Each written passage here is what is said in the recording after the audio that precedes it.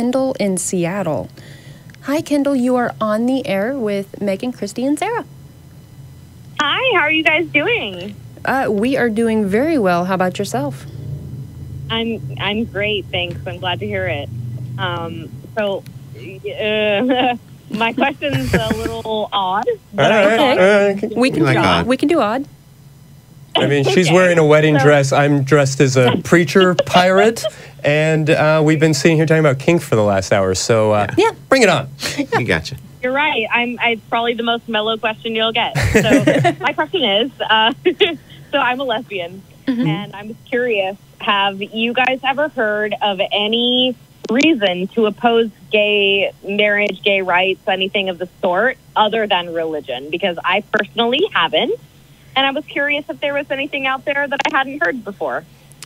You know, I would almost challenge that it's not even so much religion as it is religion as an excuse for the kind of gross out factor, which is, to be very clear, homosexuality is not gross, but it's different, and it's that othering. Yeah, no, not at all. And actually, I've heard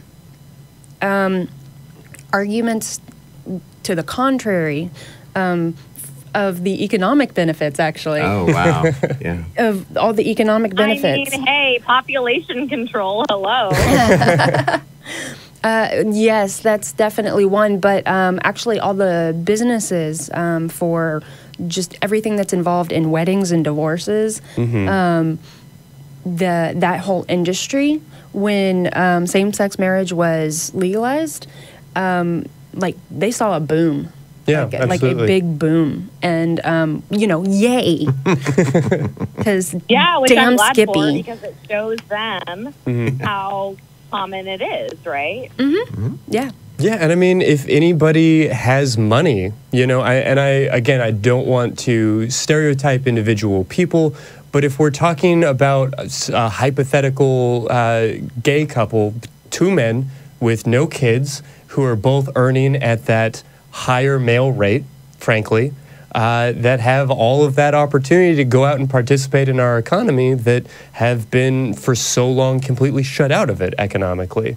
So you're right. This is not a financial podcast. That's a little beyond the scope of our expertise. But there is something to say there, right? Like, it's definitely a benefit to society in that way. Yeah, I feel like I've heard the phrase maybe dinky, dual income, no kids, yes pets, or something along those lines. But I guess I should acknowledge that the only other argument that I have heard against legalizing, accepting homosexuality, gay marriage, these things, is the kind of bullshit pseudoscience argument with regards to evolution and the lack of procreation and all of that, which, yes. Right, and I think it's funny, too, because I'm personally a single mom, and I have one child, and it's funny because people automatically assume that they can ask me how my child was conceived, and I find that to be incredibly insensitive, because personally, yes, consensual sex led to my child being born and conceived, but that's not always the case. And I find it to be so incredibly harmful to ask that question without knowing someone beforehand, right? And it's lucky that these people ask me, because then I can educate them. Hey, that's kind of messed up to ask someone. But yeah, I mean, I get it all the time. Like, how are you a lesbian if you have a child? Yeah. And there's a lot of ways that can happen, right? Like, you can discover your sexuality later in life. You can be, you can have a child as a I don't want to say consequence. What's the word I'm looking for? Result. Yeah. Result. Yeah.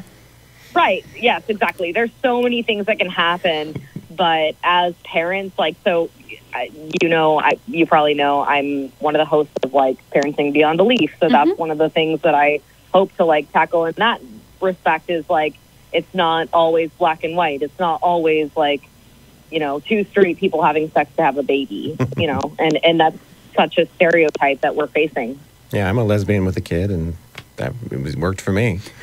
Yeah, right? Every argument I've heard against gay marriage or homosexuality in general has always been either you gross masquerading in some religious fallacy, or you gross masquerading in the naturalistic fallacy. That's it. Which right. But I think the naturalistic fallacy definitely falls into the religious aspect, because if, like, here's my thought, right, is if religion didn't exist, then why would anybody have a reason to believe that it's unnatural to have sex with the same, gender? Like, that doesn't make sense to me. And so that's all I was asking, is because I can't think of a single argument where it's not at least kind of religious based as to why, like, same-sex couples are invalid, right?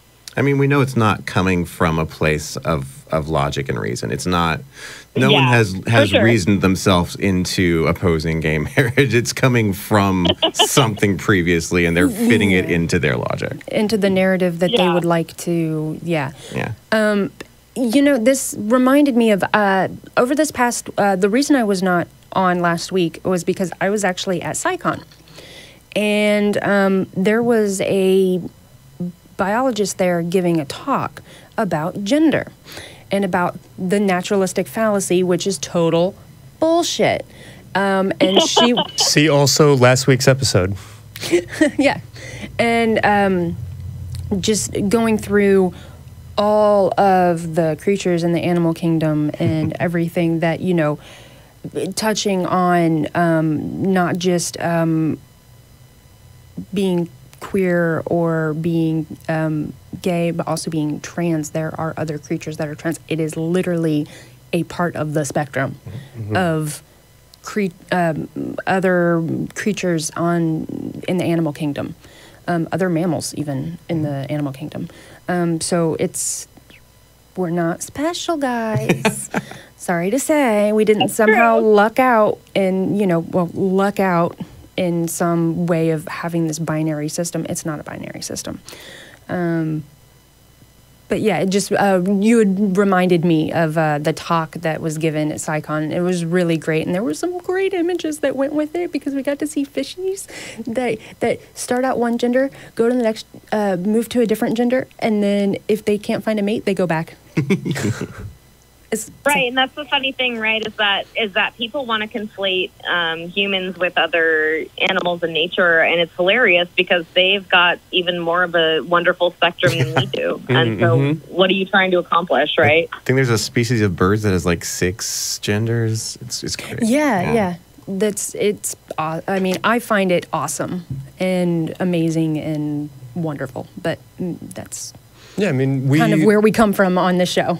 Sarah and I learned last night that there is a Argentine duck with a 17-foot-long penis that it can use as a lasso. It was 17 I apologize. Inches. 17 inches. That's very significant. I mean, nature is amazing.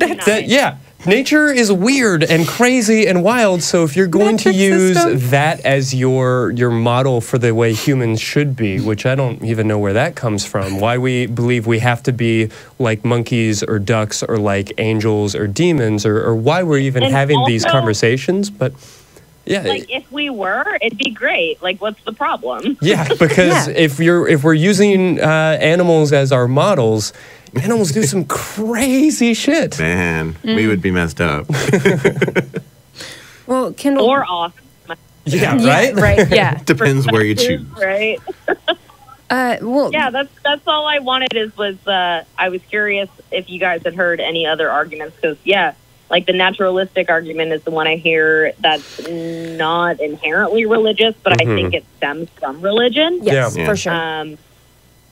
So that's all. And I appreciate you guys taking my call. Thank you so much. Of course. And it's you have a wonderful evening with your kiddo.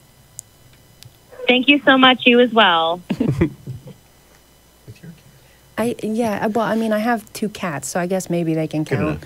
They talk. I mean, so do I. I have 2 cats and a toddler. Does that count? Okay, yes, that counts. Okay, great. Okay. You guys have a good night. Thank you so much. You too.